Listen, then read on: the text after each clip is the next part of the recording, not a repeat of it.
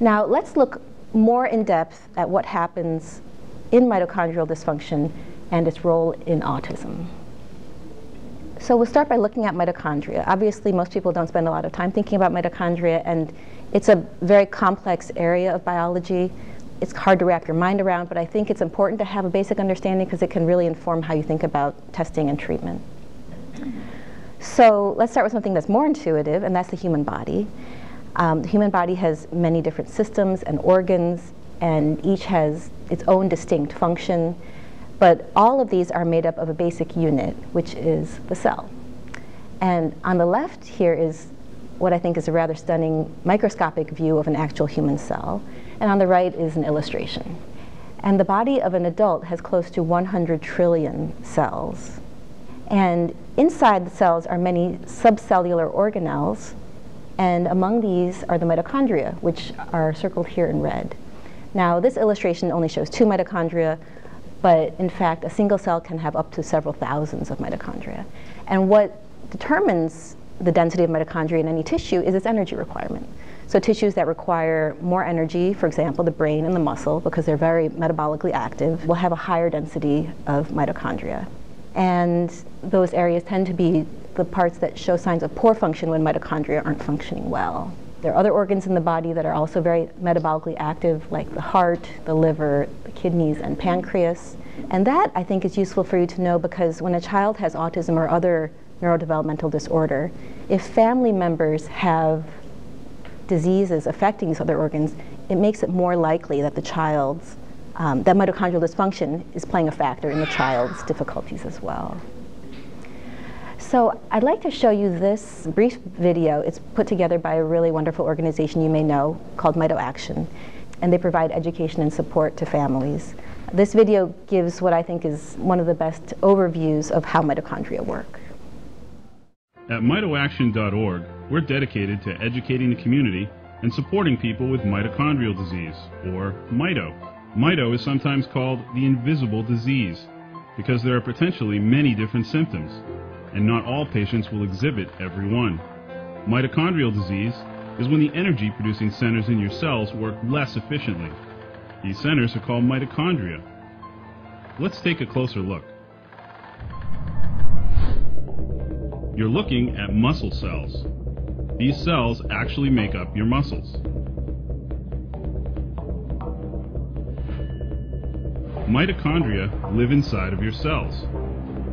In energy-hungry cells, like muscle cells, there can be thousands of mitochondria all converting energy. They are the tiny powerhouses of your body.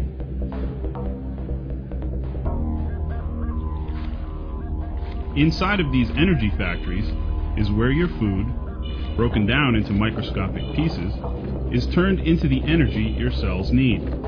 Some cells may need more than others.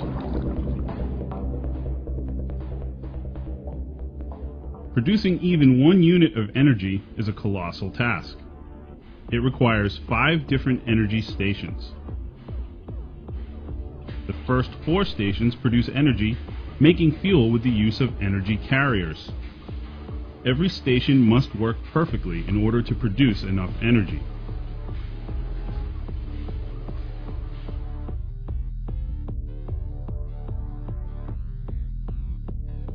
Station 1 and 2 accept energy from food. Energy carriers, upon reaching stations 1, 3, and 4, lift our fuel up to the delivery network. The fuel travels down the network to station 5. When the fuel arrives, it collects in a large container. When the container is full, 1 unit of energy is fueled for launch.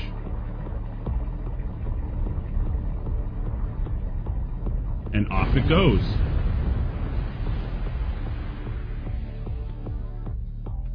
If any station breaks, then our unit of energy will never be produced.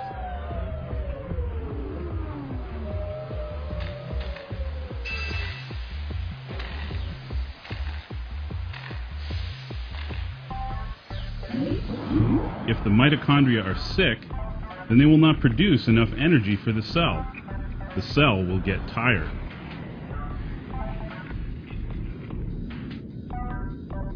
If the cells of your body are tired, you'll feel it too. Older people have less energy because their mitochondria have gotten tired.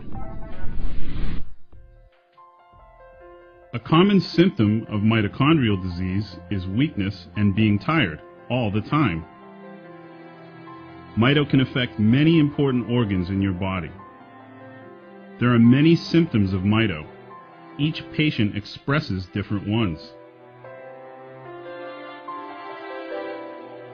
As you can see, mito affects a lot of us.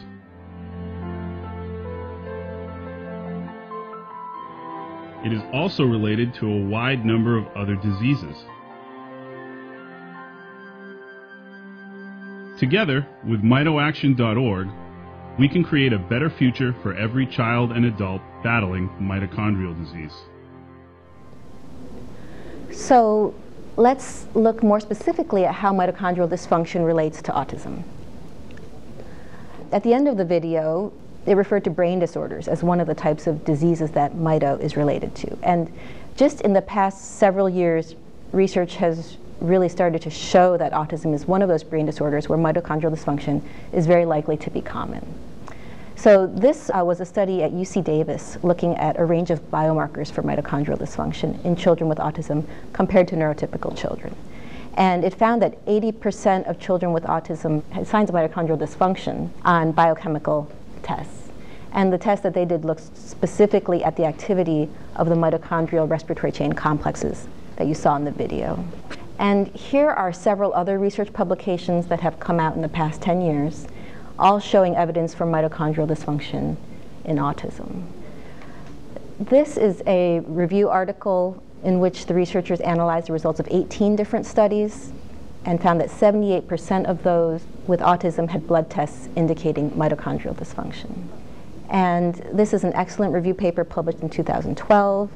And here the researchers explain how mitochondrial dysfunction can connect many of the different medical symptoms associated with autism, including symptoms in many different organs like the brain, the muscle, gastrointestinal system, and endocrine system, as well as others. I have packets here for all of you that have the abstracts, so you'll know you can look at these research studies in more depth. This is a book that you might be familiar with. Martha Herbert is a pediatric neurologist and a professor at Harvard Medical School. And this book, I think, has been very important in bringing attention to mitochondrial dysfunction and some of the other medical aspects of autism that can be treated. She explains that problems with the mitochondria create problems for the whole body, in particular the brain, which uses huge amounts of energy. And she also describes how many different types of triggers can lead to mitochondrial dysfunction, including gene mutations, shortages of key vitamins and minerals in the diet, certain chemicals, heavy metals, and drugs, certain bacteria and viruses, and stress. So, as I mentioned earlier, mitochondrial dysfunction is a potential explanation for how many different types of environmental factors might lead to autism.